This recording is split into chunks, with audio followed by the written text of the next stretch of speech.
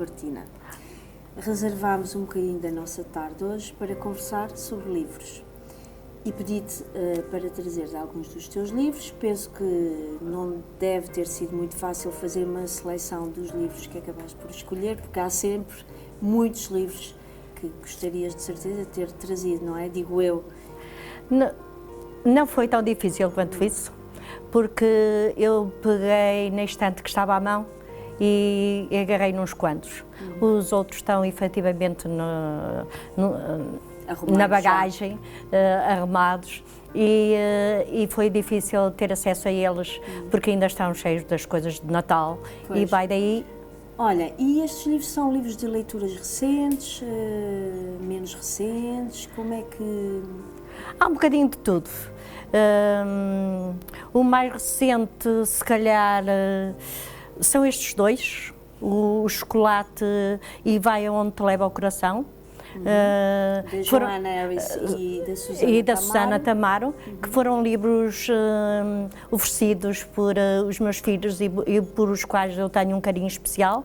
Alguns são muito velhos mesmo, acompanharam-me nos estudos, por exemplo, A Queda de um Anjo, o Fernando Pessoa. Depois Cesário Verde, o Cesário Verde é de sempre. Sim, que também ensinas, porque tu és professora de português. Não é? Evidente, mas é um livro que me apaixona também, bem como o de Fernando Pessoa. Aliás, eu acho que todos os livros me apaixonam. Sim. Olha, eu vejo é um amor aqui, que eu tenho por eles. De tudo, tu lês tanto poesia como narrativa, tens preferência, não? O que é que te apaixona mais? Ou também depende do momento em que... Sim, depende muito do meu estado de espírito. Em princípio, não gosto de livros assim muito melancólicos, tristes. Por exemplo, Fernando Pessoa às vezes deprime-me. Mas todo Fernando Pessoa? Como não, todo não. Até porque mesmo aquele que deprime às vezes é tremendamente belo e arrasador, e é o que se passa com muita da poesia pessoana. Mas para todos os efeitos, eu gosto daqueles livros que têm sentido de humor, daqueles livros que me mexem com as entranhas, daqueles livros que nos apaixonam, e gosto de leituras difíceis. Sim. E acho que só deixei um livro por ler, porque sou muito teimosa. Mesmo por acaso... Agora nem te lembras. Está na biblioteca, mas não queria dizer. É a propósito do 25 de Abril, só digo isso, e eu se calhar tinha muitas expectativas sobre ele. Sim. E eu agarrei nele. E sentes isso como um pecado, não acabar de ler um livro? Ou não, acho que já estou na idade em que posso fazer isso. E que podes escolher. Sim, já... Olha, passando agora assim para outro período da tua vida, lembras-te de ter começado a aprender a ler? Oi... para mim é um marco mesmo. Acho que poucas pessoas se devem lembrar disso como eu. Primeiro porque, segundo diziam, eu era inteligente, mas tive uma dificuldade enorme em começar a aprender a ler. E em casa era sempre um suplício, porque a minha mãe tinha que me dar apoio, porque a professora passava a vida a queixar-se que eu não conseguia ler, não conseguia juntar as sílabas, porque naquela altura era assim que se fazia. Era esse o processo de aprendizagem. Mas era um mecanismo custoso para ti? Muito custoso, era um tormento mesmo ler. E eu andei no primeiro ano até quase ao final do segundo período sem conseguir aprender a ler. E depois foi milagre, porque a minha mãe era uma tortura. Ler, aprender a ler, inicialmente foi uma tortura, agora é uma doçura. E foi uma tortura porquê? Porque apanhava da professora, apanhava da minha mãe, e todos os dias havia o ritual portanto, um ritual que eu nunca mais esqueci. Eu ia para um quarto na Rua de Fafel, número 64, e ficava virado ao sol, as crianças a chamarem-me para eu ir para a brincadeira e eu a resistir e agarrada a uma leitura macambúzia, tormentosa, dificílima, e que não havia maneira de desabrochar. E então a minha mãe, acho que disse, atirou as mãos à cabeça e disse: ai meu Deus, inspirai-me, fazei a minha filha ler, fazei que o Espírito Santo entre nela, que a minha mãe é uma mulher de fé, não é? E o meu livro dos livros é a Bíblia, sem dúvida, também para mim. E o que é que aconteceu nessa altura? A palavra que a minha mãe estava a apontar ali, portanto, de qualquer maneira, no texto era Deus. E eu li aquela primeira palavra, e depois apontou outra e eu li, e virou a página e eu voltei a ler, e deu as voltas todas que quis ao livro, e eu fiquei um papagaio.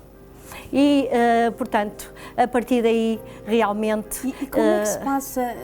Bom, isso aí, foi há qualquer coisa divina que eu também não sei explicar. Foi a revelação mesmo. Como é que se passa dessa leitura que é um tormento, que é uma coisa custosa, para o prazer de ler? Como é que tu... Olha, é muito fácil. No mesmo quarto, que era o quarto da tortura, em que, portanto, os gritos do exterior me chamavam e, portanto, me distraíam do que eu estava a fazer, nesse mesmo quarto eu passei a estar de rabo para o ar a devorar os jornais e os livros com um prazer medonho. E a partir daí eu fiquei devoradora de livros mesmo, mas não devoradora no sentido de começar, lia a primeira página e a última, como contou o outro. Era mesmo a ler os livros. E uma das coisas que me zangava naquela altura é porque eu ia requisitar muitos livros à Gulbenkian, que era uma biblioteca itinerante que estava sempre aqui junto das Chagas e aqui à porta da escola, e tínhamos um número certo de livros que poderíamos levar para casa. E era 5, 6, sempre. Nunca poderíamos, era entre 5 e 6, agora não sei precisar. E eu levava aqueles livros. Ao fim de 2, 3 dias já não tinha livros para ler, isso para mim era um tormento. Sim. De maneira Lembras-te de algum livro que leste nessa altura? Nessa fase?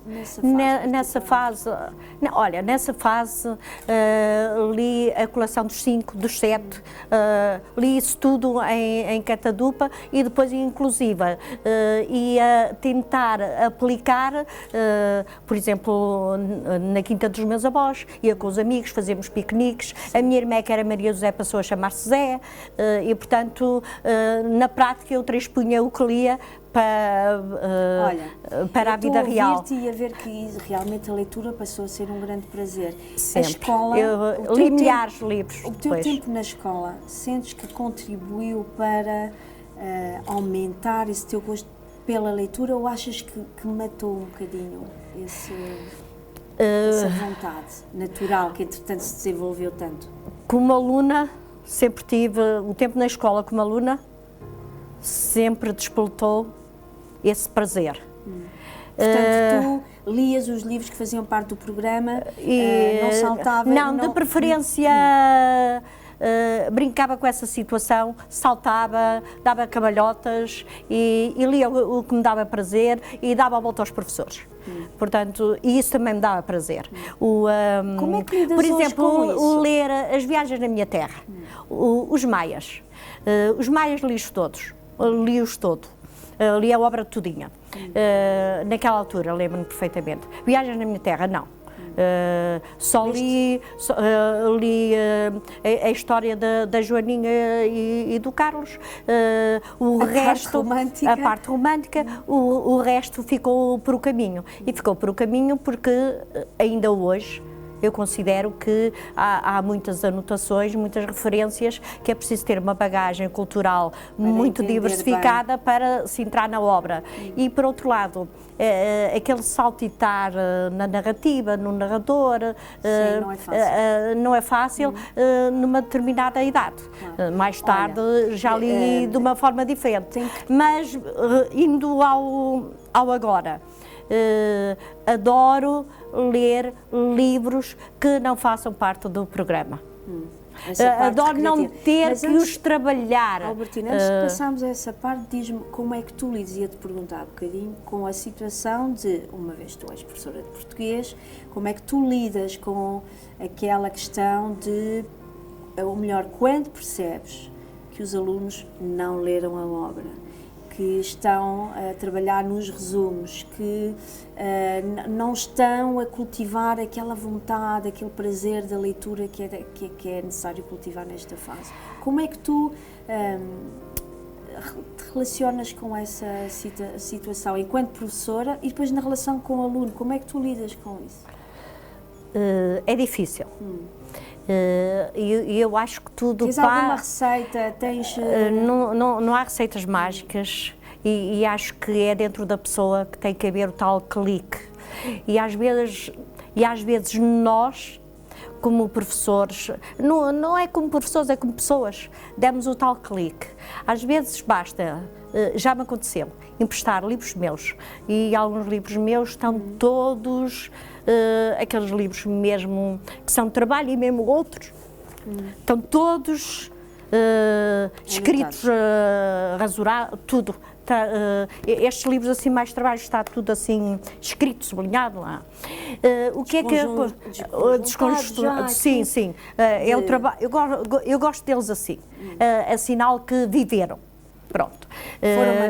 Foram manuseados que, portanto, respiram, transpiram como nós. Para todos os efeitos, eu acho que, por exemplo, já me aconteceu com uma aluna que, curiosamente, é minha afilhada de casamento e ambliúpe. Tinha umas dificuldades tremendas em ver. E então, eu passei a emprestar-lhe livros meus que estavam anotados por mim. E eu quando estou portanto, a ler, quase sempre tenho uma esferográfica também ao meu lado. E faço os comentários às vezes mais inusitados, porque eu também tenho algum sentido de humor e às vezes mando aquelas chalaças. Tipo o quê? O que é que tu escreves? Do tipo... força, vamos a isso. Mas tu é que desejas isso à personagem? Sim, portanto, e sou capaz de rir à gargalhada e de chorar também, que nem uma maluca quando leio. Lembras-te assim de alguma situação que tenha feito rir à gargalhada? Que tenha feito rir, dar gargalhadas ou chorar ou emocionar? Por isso dizer, rir... Ou não, pode ser noutro qualquer. Por exemplo, chorar. Aqui na Casa dos Espíritos, por exemplo, a perda, portanto, a dor por que passa esta família, por exemplo, a Rosa. Não é? A Rosa, que é efetivamente essa mulher fantástica, que é mais do outro mundo que deste, e que efetivamente toca as pessoas de uma maneira, como é que eu hei de dizer? Profunda, portanto, nós vamos ver esta mulher que era do outro mundo, estava noiva e de repente está sempre à espera do noivo. O noivo foi ganhar dinheiro para estar à altura de uma mulher de uma beleza ímpar, de uma beleza arrasadora. E de repente o choque de efetivamente ficar tudo no nada, desfazer-se tudo, os sonhos todos se esbrolaram quando a Rosa, a prometida, acabou por falecer por um estranho equívoco. O veneno que era para o pai acabou por ser ingerido por ela quando estava doente e ela acabou... Quando tu lês assim uma história dessas, tu identificas-te com a personagem principal? Eu acho que os livros são a nossa vida, ou pelo menos são sempre a nossa vida, mesmo a vida imaginada de muita gente, e por isso eu identifico-me sempre com muitos aspectos. Encontras coisas da tua vida nos livros? Sempre. E sempre. a tua vida também? Imagina-la como um livro? Imaginas-te? Ai, com certeza que a minha vida que dava um livro, com certeza. Até porque há muitos factos marcantes nela, bons e maus. E curiosamente, aqueles que mais me balançaram pelo sofrimento que trouxeram, acho que seriam aqueles mais dignos de aparecer em livros, porque aqueles que sofrem muito, muito, muito, acho que são os que melhor escrevem. Pois, porque a dor é a dor inspiradora. acaba por ser um bálsamo e a escrita para quem sofre acaba por ser um bálsamo e, por outro lado, acaba também por ser uma forma única de comunicar, ainda que as palavras não ditas tenham tanta força como as ditas, muitas das vezes. Albertina, ou ainda obrigada. mais. Obrigada por esta partilha maravilhosa, profundíssima, e obrigada por nos fazer mais uma vez companhia.